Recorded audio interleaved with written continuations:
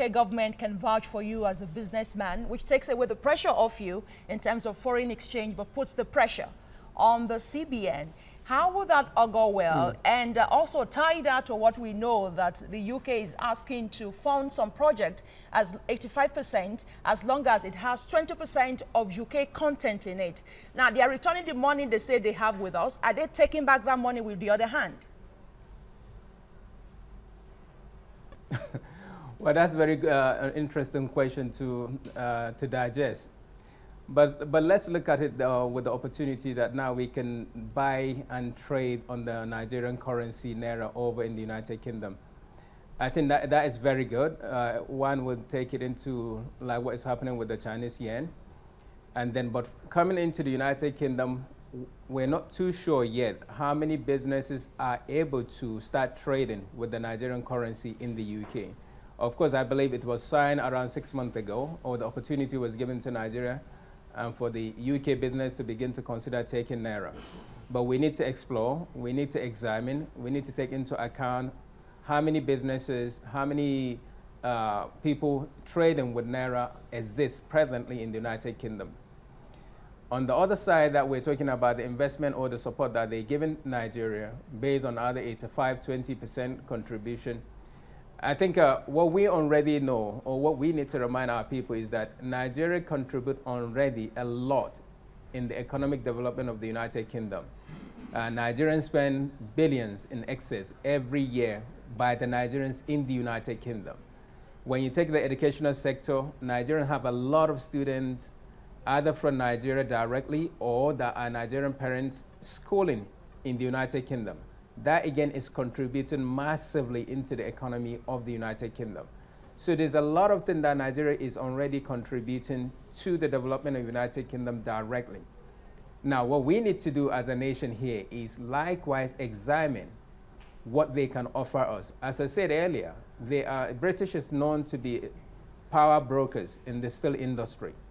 This should have given us the opportunity to explore how we can use their services to develop our ports, our railway industry, shipping industry, to the benefit of Nigeria, especially since they're the one now coming to us, seeking support, because at the end of the day, they are bringing services to us for us to buy, rather than us going there. So we have the opportunity now, even though she's only spending a couple of hours here in Nigeria, but we can now examine it and expand it and demand for more, because we're in a right position. They seek the market, they seek the consumers, which Nigeria has without any doubt. And based on the money that has been repatriated, even though they are not given the name of the victim or the person who has taken this money, but if that's coming just from one person, almost 100 million. Now, by the time you go to 10, 100, then you'll be talking about that is in excess of billions of pounds that belongs to Nigeria in the United Kingdom alone. Nigeria as a nation needs to convince them to release this money. I know the other gentleman is talking about interest, but in most situations, we're at least happy that we're getting our money back, but they should not be delaying how long it takes them to release this money, since they all know that the money is looted fund that belongs to the Nigerian people. So we need to work on this system, we need to work on this demand and prove that since it's been looted, it's been stolen, we need the money immediately so that it can go to the needs and aspiration of the Nigerian people who are suffering from that lack. Right. Now, it's one thing to get this monies back, but it's another thing to plug the loopholes where the monies get out of the country in the first place. What do you think the government can do, and also in partnership with the British government, to help, put a stop gaps to where these monies keep flying out of the shores of the country each time? Well, the United Kingdom is known to be well advanced in terms of technology. And almost everything now they're actually doing is more or less becoming a cashless society. Even in the banking system right now, there is a lack of usage of the checkbooks. So the banks don't want to be accepting cash over the counter of lately. It means that they're just moving away from trying to turn the whole system into a cashless society. Nigeria as a nation needs to key into these new opportunities, new technology, new innovation. We don't need to reinvent the wheel because they are already doing it.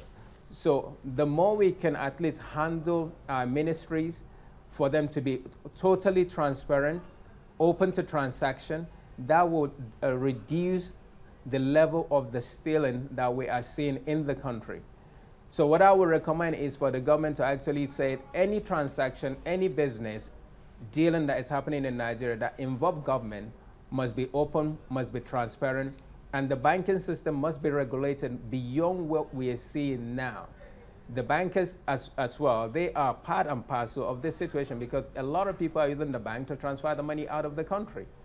So I think the hammer needs to come down to the financial institution. Let us talk about security now. Let us look into we also signed an agreement with the UK in terms of security. And I know that before now, in terms of rebuilding of the Northeast, some international donors, some countries, development partners, reneged on their promise to rebuild the Northeast. It is convenient right now that the British is seeking some other partnership in terms of Brexit. So it's a good thing that they want to look at this side of the divide at this point in time. But should the partnership extend beyond cupping hands to feed the people at the Northeast and to training, some kind of capacity building for our security apparatus in Nigeria? What do you think? Well, I think that's in the right direction. Actually, earlier today in Abuja, we saw some military personnel in the British uniform. We jokingly went to them and said, oh, are you guys here in Nigeria because of the Prime Minister? And they said, no, but they are British intelligence, they are military people from England. And so that shows already there's kind of a commitment. Either the British government is already releasing their personnel to come into Nigeria to train our people. But the bigger picture here is, as you rightly said, in the Northeast, maybe some of the donors actually pulled back because of the stories of what they had happened to some of the funds that were released or donated for the rebuilding of the Northeast by other people who have decided to siphon the money. So for that reason, because now we're basically in a global community, people can read the news from anywhere in the world. And the same news that we're reading is the same news they're reading as well. And for that reason, they're withholding their contribution and support to the Northeast. So now I think, again, is the faith of the government, the faith of the people, to really show that whatever it is that they can release, that they can support the Northeast rebuilding, will be utilized efficiently, transparently, to the benefit of the people, rather than to the benefit of the few who are marginalizing this ordinary citizen that we have in the Northeast. So I believe the rebuilding of the Northeast depends on the government's attitude, their body language, and the way they can convince the international donors that the money and the fund will be utilized, as I said, efficiently in a transparent way, and it will be fully accounted for the benefit of Nigeria and the people in the Northeast. All right, Alistair Soyode, thank you for your insights on the visit of Theresa May to Nigeria and, of course, Africa at large. We appreciate your analysis so far on the News Hour. Thank you very much. Well, let's continue with our discussion in the studio with Tokunbo Bumuni on this visit, quite crucial for us as a people. You know, so many things are being tied around this. We have security, we have economy, and of course we have repatriated funds. But in all of this, in a nutshell, what would you say should be the focus of this government, seeing that, you know, the Prime Minister is in Nigeria for post-Brexit ties? What should be in it for the country right now? Now, you see, the British Prime Minister came here for a purpose. You know, they are moving out of Europe. Let's not forget that. Yes. So, those who understand the politics related to being in Europe and being out of Europe should sit down on the Nigerian part to analyze issues clearly so that we will take maximum benefit from the situation that they found themselves in. So that is very key and very important. So that we don't just say the British Prime Minister came here, and by the time we start reviewing things in about 2-3 years, we don't actually see what we have gained.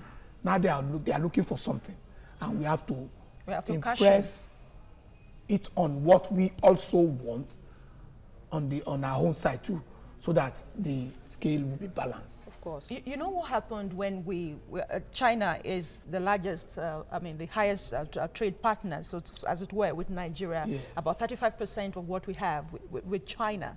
And during the cassava era, with 2005, Obasanjo was very much around as a president, and China was investing so much in that, and Nigeria couldn't cash it. And that is why I say we must know what we want.